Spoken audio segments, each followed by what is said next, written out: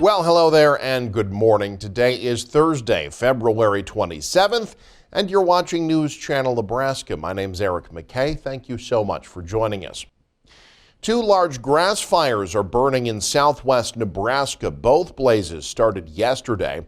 The first one started northeast of North Platte in the afternoon, leading to multiple evacuations as the fire spread into eastern Lincoln County and Dawson County.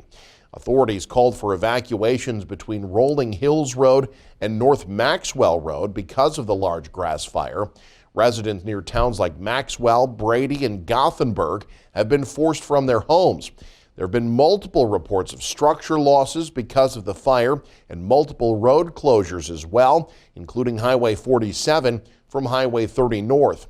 About 5 p.m. yesterday, the State Patrol confirmed troopers were also helping with an evacuation of the town of Stapleton out in Logan County because of another large grass fire. The Salvation Army in North Platte has opened an emergency shelter to help those affected. Governor Jim Pillen's office, meanwhile, has approved a disaster declaration. 2 National Guard Black Hawk helicopters are headed to the area today to assist in dropping water on the fire. This is a developing story. Stay tuned to News Channel Nebraska for the latest. Those red flag warnings had expired in many Nebraska communities by last night, but there's still a risk for high winds. In Scotts Bluff, gusts reached up to 60 miles per hour during the day yesterday. Similar gusts of up to 55 miles per hour are expected through this evening. The wind advisory still in effect for the far western Panhandle community. As you might expect, it wasn't much better. One county south of Scotts Bluff in Banner County, similar conditions knocked over lawn ornaments and created some dusty conditions for drivers. Wind advisory still in effect in Banner County as well as it is for the rest of the Panhandle. The far western edge of the Panhandle is no longer in a red flag warning, but many counties still were yesterday evening, indicating an increased fire danger from as far west as Chapel and Rushville to as far east as O'Neill. A woman was hospitalized with life-threatening injuries after a multi-vehicle crash in southeast Nebraska yesterday. It happened on Highway 6 near the I-80 exit ramp by Waverly. Several emergency crews from Lincoln, Waverly, and Raymond responded to the crash just after 4:20 p.m. Highway 6 was shut down for about 2 miles after the crash. Authorities say 5 vehicles were involved, including a semi. The driver of the semi was hospitalized with what were called non-life-threatening injuries. The drivers in the other vehicles involved were checked and released at the scene. The Lancaster County Sheriff's Office is investigating the cause of the crash. A David City couple accused of locking their children in a basement now face child abuse charges. 38-year-old Gregory Check, 27-year-old Carrie McDonald each face 2 counts of intentional child abuse without serious bodily injury. Prosecutors say the couple would regularly lock their 4- and 6-year-old daughters to a high chair in the basement of their David City home, shut off the lights, and lock the door behind them. Authorities say the couple would leave their children down there as a form of punishment. Police said they were worried the conditions in the basement could have led to the girls getting hurt or suffering asthma attacks. 3 children in total have been pulled from the couple's home in the last month. It's not the first time the 4-year-old's been removed from the couple's custody for child abuse, according to David City Police. The couple due back in court in April. A Grand Island man accused of killing a baby more than 7 years ago now headed to prison. A judge yesterday sentencing 27-year-old Ryan Rivera Meister to 40 to 50 years for felony attempted child abuse. Rivera Meister accused of killing 16-month-old Javier Ruiz Alvarado in August of 2016. Court records say the child, who Rivera Meister had been watching for his girlfriend, died from head and stomach wounds consistent with blunt force. Court records show Rivera Meister fled the country shortly after the baby's death. He was extradited from Guatemala in March of 2022. Rivera Meister had been originally charged with felony child abuse, which carried a maximum penalty of life in prison. Court records say attempts to subpoena at least 2 witnesses in the case failed. And back in November, prosecutors charged Rivera Meister with a lesser attempted child abuse crime, a charge that he pleaded no contest to. The state could rest its case as early as today in the trial of Adam Price. That's the man accused of killing his 2 children in Sarpy County before fleeing to California. Price's children, 5-year-old Emily and 3-year-old Theodore, found dead in his home in May of 2021. The state says the cause of death was suffocation. Price was arrested in California and brought back to Nebraska for trial. On the witness stand yesterday were a pathologist and a DNA expert from UNMC. Price is expected back in court this morning. A Lancaster County judge has rejected a request by former History Nebraska Director Trevor Jones to dismiss felony theft charges that he faces. In an 8-page decision released yesterday, District Judge Susan Strong ruled the state of Nebraska had provided enough evidence to show the case against Jones should proceed to trial. Jones had contested a recent decision to bind his case over from county court for trial, prompting a hearing before Strong a month ago. The judge ruled that state prosecutors had met their burden of providing probable cause that a crime had been committed. Jones faces up to 20 years in prison for felony theft by deception, a charge that was spawned by a critical state audit in 2022, first reported by the Nebraska Examiner. Jones resigned shortly before that audit came out. He's accused of redirecting about $270,000 in funds provided by the State Historical Society Foundation to cover financial losses caused by COVID-19.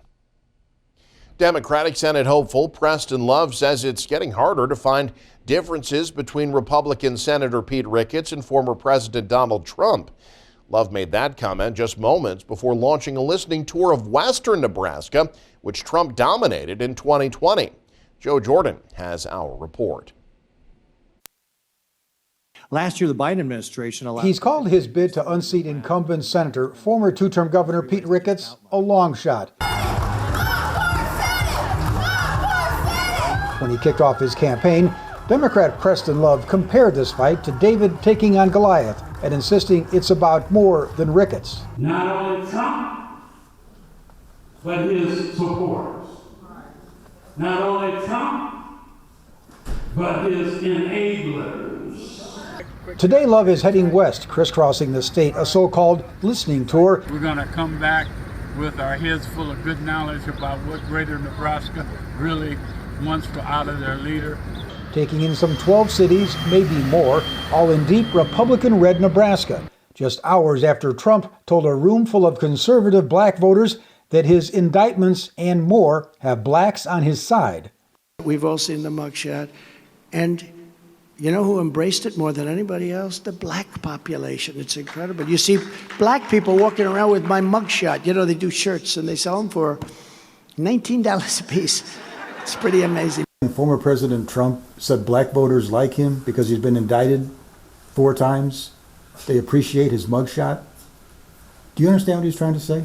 I don't ever understand what he was trying to say. Mr. Trump likes to talk. It doesn't make sense. Most of the time it's not based on fact, and most of the time it's nonsense. So I'm not going to try to make sense of his nonsense. Would you classify it as racist? I don't even concentrate. That's the key. I'm finding, Joe, that in Greater Nebraska, there's a pushback on both who I may be running against in the general and absolutely Trump. Unfortunately, I think my opponent in November is migrating towards Trump, and so we surely will be trying to understand what's the difference between Mr. Ricketts and Mr. Trump. Right now, it's getting narrow. Despite his admittedly underdog status, Love says he does have a path to victory, one he'll learn more about over the next 1,000 miles or so. In Omaha, Joe Jordan, News Channel, Nebraska. How do you feel about the U.S. economy? That's the core question behind the Consumer Confidence Index out today. But Amy Kiley has an alternative. How do you feel about your grocery bill? The Consumer Confidence Index is out today, but a simpler measure of how Americans feel about the economy might be a trip to the supermarket. Families still had to put food on the table in the face of a food price surge. Wage growth isn't making up for historically high prices completely. A new report shows record U.S. credit card debt in the fourth quarter of last year. It's not as bad when adjusted for inflation, and that inflation is cooling. But in the meantime, Kellogg's is now advertising cereal as a dinner food. If you think about the cost of cereal for a family versus what they might otherwise do, that's going to be much more affordable. And with a lawsuit filed yesterday, the Federal Trade Commission is trying to block the largest supermarket merger in American history. Kroger and Albertsons say uniting would offset the cost of their unionized workforces. The FTC argues the deal would reduce competition and raise food prices. Its suit could be a follow-up to a campaign promise. There are still too many corporations in America ripping people off. Price gouging, junk fees, greedflation, shrinkflation. I'm Amy Kiley reporting. A major metro area in the South is looking toward Nebraska to figure out its crime problem. Omaha specifically. Officials in Memphis say they're seeking to get their crime issues, particularly those involving violent crime, under control. City officials in Memphis say they've reached out to Omaha about the city's crime initiative introduced more than 15 years ago. It's called Omaha 360, and cities like New Orleans, Lansing, Michigan, and Kansas City have also reached out to implement similar plans. City officials in Omaha say the key strategies of the plan include collaboration, prevention, and intervention. More specifically, in Omaha, officials say they're focused on building police relations by addressing disproportionate stops and arrests and training police on how best to engage with the community. Human trafficking, a global issue that affects even those in Nebraska. Andrew Pfeiffer has more on how you can keep yourself and others safe. Well, it's a topic that's happening right under our noses in Nebraska, and that is human trafficking. Whether it's for sexual or labor purposes, it can happen to anyone, and it doesn't matter your age or race or even your gender.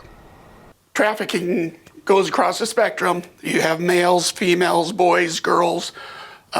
Anyone can actually be trafficked depending upon the situation. Human trafficking is happening all over Nebraska and is a multi-billion-dollar operation that happens illegally. This modern form of slavery coerces individuals into acts that are not consensual for another person's benefit. Well, human trafficking is actually the use of threats or fraud or coercion to obtain some type of labor, commonly or often thought of as prostitution labor or sex act labor. But what are some of the signs you can identify if you were to see a potential trafficking situation in public? According to htcourts.org/Nebraska, the victim may look abused or submissive. They may look malnourished or in poor health. When asked questions, they may come across as scripted. The individual may not be allowed to communicate with other people without another person present. Some of the red flags will be a person initiating a relationship with you. They might offer you a job that has unrealistic benefits or pay. According to Bauer, that is when the isolation begins. That typically includes controlling behavior, finances, and social control. You know, you build your house on a bad foundation, it's always going to have problems. And sometimes the only way to do a really nice remodel is to tear everything down and start over. If one finds themselves in this situation, there are resources to help. The Norfolk Rescue Mission offers shelter and services for many people who potentially have been victims of human trafficking. So if a lady came in from a situation having been trafficked, if she just simply wanted a safe place to start over and get a job and move into her own apartment, she could do that. If she wanted, a whole new life in Christ and to have people, mentoring her and speaking into her life for about a year, she can go that route as well. It all begins with recognizing the potential areas you could face these dangers. According to ago.nebraska.gov, a website that can help identify signs of trafficking include places like bars, motels, playgrounds, or any other type of social setting. I would encourage people to really play it smart, be situationally aware. Look around and consider who's there, who looks like they belong, who doesn't. Who would you consider to be maybe the greatest threat in the room? Given all the precautions you can take to protect yourself, the largest one is just staying aware. Reporting in Norfolk, Andrew Pfeiffer, News Channel, Nebraska. You're watching News Channel Nebraska.